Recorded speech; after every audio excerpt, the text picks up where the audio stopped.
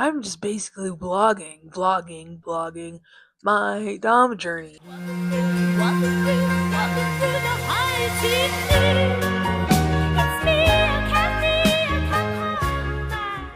This is the start. So, hello. My name is Divine Goddess Siren. I am a natural dominatrix. Honestly, this segment is pretty much about regaining confidence, but it's also about dealing with rejection because I know a lot of women, especially, not just women, but I know a lot of people in general, they don't know how to handle rejection. And I've had a lot of rejection in my life, probably because of many factors. I'm obviously and clearly a Black woman. Growing up, I grew up on a military base in Japan, and I've had a lot of, you know, men specifically tell me to my face as a little kid that they don't like Black women. I would see those videos of the children choosing between the white doll and the black doll, and they would say, which one is the good doll? Which one's the bad doll? Which one's the ugly doll? Which one's the pretty doll? Black doll. And which one is the white doll? That one. Which doll is the pretty doll? Which doll is the nice doll? Which doll is the bad doll? Which doll is the nice doll? And which doll is the bad doll? Picture that fits the story. Are children colorblind in America? Show me the smart child. Show me the mean child. Can you show me the dumb child? Show me the nice child. Is bias measurable even at an early age? Why is she the bad child? Because she's black. And why is he the ugly child? Because he looks like he's white. Why is he the dumb child? Because he has dark brown skin. Why is she the bad child? Because she makes fun of everybody else's skin color. How much do kids learn from what they see and hear from adults? Show me the child who has the skin color most adults like. And show me the child who has a skin color most adults don't like. These are questions that we, along with CNN's Soledad O'Brien and a team of psychologists hired by CNN, spent months investigating through tests, interviews with children and their parents. But they're questions that have been asked for decades.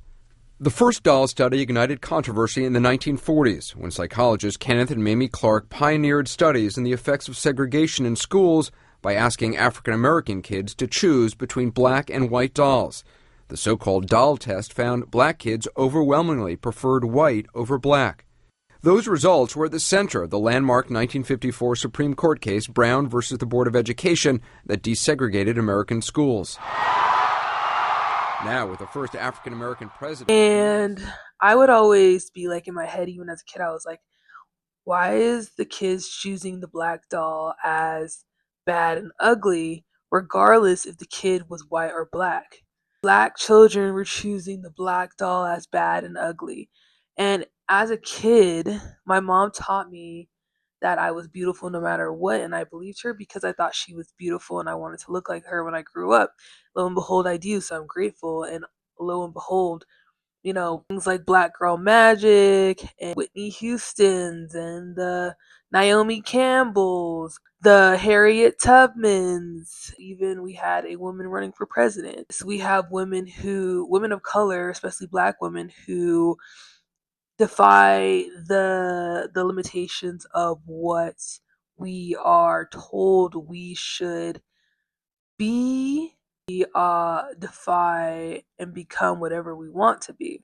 So I decided to become a financial dominatrix professionally about a year ago, but I haven't been consistent with it if I'm being truthful. Naturally, I am a financial dom. 100%. I have been able to attract, whatever I wanted from men and the male gender for a long time, but I'm also pansexual and I'm able to pretty much, attract what I want from anybody really. It doesn't really matter what the gender is. I feel like a lot of people can't handle rejection and, today I pretty much went to a club here in Colorado. Right now I'm staying with my best friend and she lives here and I've never danced in Colorado before, but I have experienced dancing in Alaska, California, and Arizona.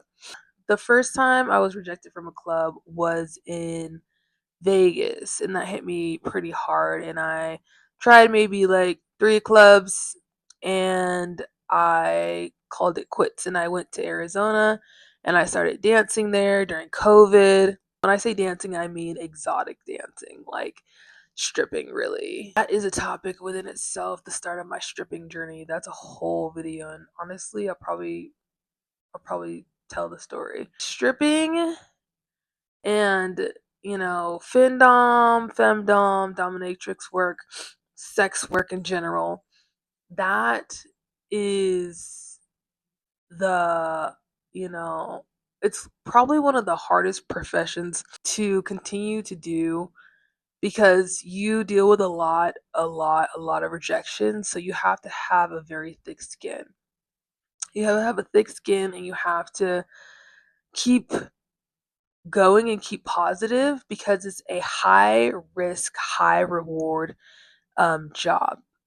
You risk your social standing because not everybody's accepting of the work that you do. Not everybody understands the work that you do.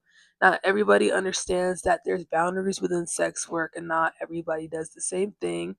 They like to assume because of films and movies, some environments will accept illegal activities, that all clubs will accept illegal activities. But the clubs that I work in, for example, in Alaska, it is predominantly women owned. Against the law, you will go to jail. You will have serious penalties against you. I don't have, I don't do anything outside of being, existing as my beautiful black chocolate self and getting paid for it. I have a love for singing and I have a love for dancing. And ever since I was a kid, I've always wanted to be a professional singer. I think that being a singer, most of the time, at least when I used to watch Beyonce or Rihanna, they were also naturally good dancers too. So it kind of came hand in hand. I feel like my entire life I kind of trained myself subconsciously to become a singer. And the whole reason why I got into financial domination is because one, you get money for basically doing nothing. It's easy, it's simple, why not? Right? And two, I needed more and more ways to basically create the life of my dreams, which is being able to fund my music career, being able to fund my lifestyle, travels, being able to fund tours if I ever need it. But I pretty much kind of reached a low point to where I feel and have felt insecure from the male species, specifically because, the fact that I make my own money. I'm able to make my own money, and I have been a very generous provider and partner for a lot of people, my family included. And sometimes, most times, those people have taken advantage of my kindness. So I feel like being a Dom for me is pretty much me taking my power back and not allowing people to use me and my generosity. I feel like some of the most amazing doms that I have personally worked with are very generous people. People tend to be afraid of femdoms and financial doms and don't, the patriarchy really doesn't really like the idea of a dominant woman because it's pretty much the mirror of the patriarchy, but different because we're not being unethical and we're not being unequal. You can negotiate the terms of your agreement versus, a patriarchy. It's kind of like if you get it, you get it. If you don't, you are left behind, and that's on you, and there's no accountability, and it's pretty much every man for themselves.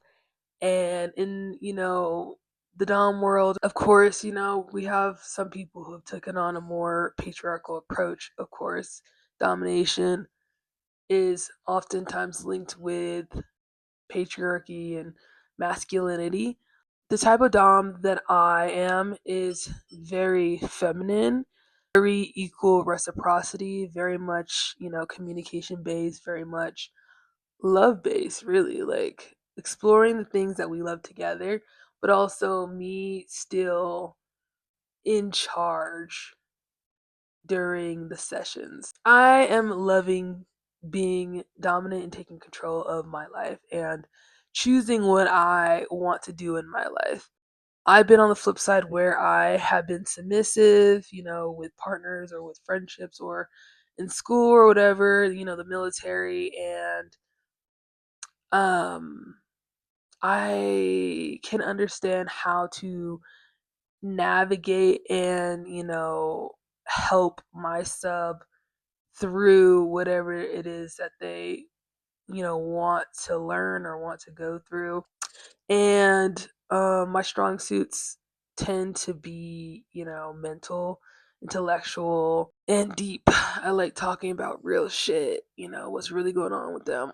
I'm not your therapist, but I am definitely somebody who can help guide because I also, lean into the more esoteric route, and I also know how to read tarot, and I know how to do energy healing through Reiki. So I'm kind of more like a spiritual guide dominatrix, if you will.